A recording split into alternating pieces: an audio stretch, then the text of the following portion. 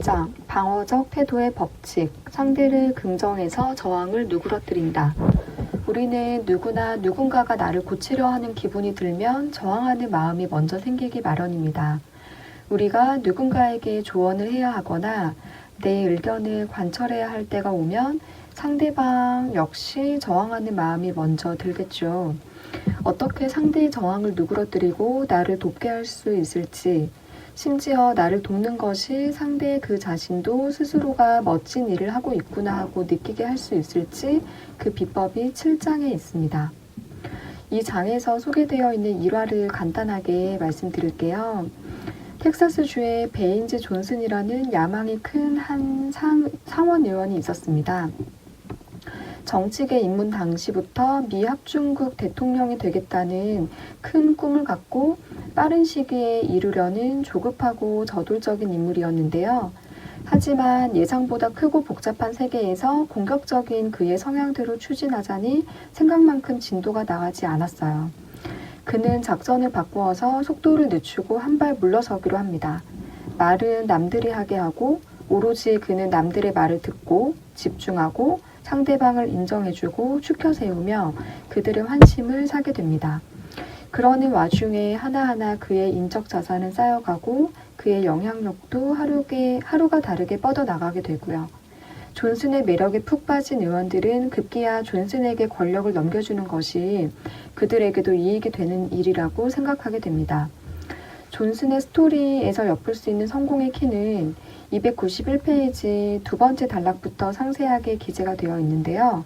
첫 번째, 관심의 초점을 상대에게 넘기고 상대가 이야기하게 만들 것. 두 번째, 상대를 긍정해주면 상대는 방어막을 걷고 당신에게 마음을 열 것이라는 것. 세 번째, 그러기 위해서는 당신은 항상 한 걸음 물러나서 상대보다 낮은 위치에 있을 것. 단 노골적이지 않을 것. 네 번째, 상대를 위해 주기적으로 작은 호의, 뭔가 상대의 시간과 노력을 아껴줄 수 있는 호의를 베풀 것. 292페이지에 인상 깊은 문구가 하나 인용이 되어 있는데요. 대화의 진짜 목적은 남들의 재기를 끌어내는 것이지 당신의 재기를 많이 보여주는 게 아니다. 대부분의 사람은 가르침을 받거나 누가 나를 즐겁게 해주는 것보다 칭찬받고 박수받기를 더 바란다. 내가 조금 아는 것이 있으면 그것을 자랑하고 싶고 나도 모르게 상대방에게 훈수를 두는 경우가 있는데 그것보다는 다른 사람의 지혜를 듣고 가르침을 받는 것이 내가 더 성장하고 나아갈 수 있는 비법임을 잊지 않아야겠다고 생각했습니다. 이 챕터의 주요 쟁점인 사람의 방어막을 해제시키고 나를 돕는 것이 그들에게 좋은 일임을 인식하게 만드는 열쇠는 바로 인정받는 기분을 상대가 느끼게끔 해야 한다는 것입니다. 인정을 제공해서 그들의 방어막을 낮추게 되었을 때 얼마나 큰 힘으로 돌아오는지는 존슨의 일화에서 알 수 있었는데요. 사람들이 인정을 바라는 인간 본성의 기본 원칙으로는 1. 나는 내 자유의지대로 행동해. 2. 나는 똑똑하다고 생각해. 3. 나는 좋은 사람이야. 이렇게들 자기평가를 한다고 합니다. 우리가 이런 그들의 자기평가를 긍정적으로 해 주어야 상대가 인정받는 기분을 느낄 수 있다고 하는데요. 사실 우리도 이런 기분을 느끼고 싶지 않나요? 나는 독립적이고 똑똑하고 양심적이고 자립심이 강한 사람이야 라고요. 물론 내 스스로 이런 자만에 빠져 살 수도 있겠지만 진정한 인정받는 기분은 남들이 평가해 줄 때인 것 같습니다. 우리는 이런 평가를 나에게 해준 상대에게 한없이 마음이 열리게 될 것이고요. 바꿔서 생각을 해볼게요.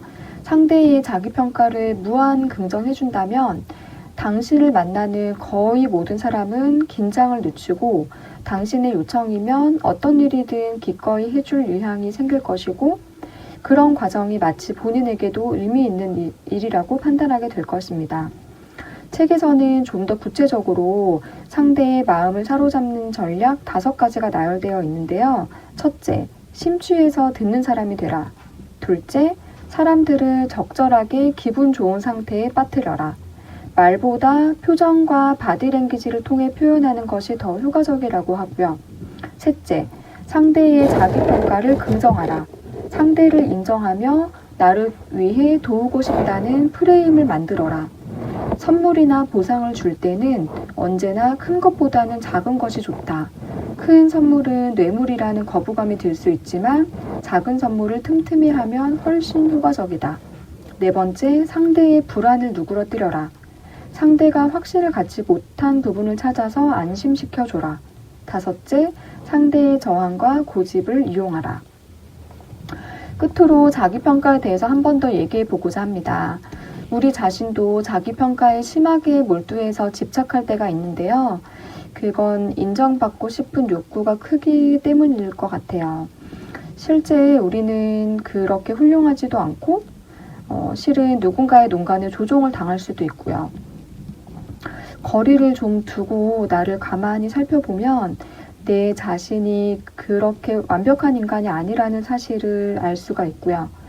나의 부족한 부분이 있음을 스스로 깨닫고 나면 굳이 남들의 인정을 받으려 아둥바둥하지 않게 될 것 같아요. 저자는 자기평가라는 환영에 붙들려 살지 말고 스스로 독립적이고 타인의 행복까지 고려할 줄 아는 사람이 되도록 노력하자고 하며 320페이지 아래쪽에 오스카 와일드의 도리언 그레이의 초상이라는 작품의 한 구절을 인용하면서 끝을 맺고 있습니다.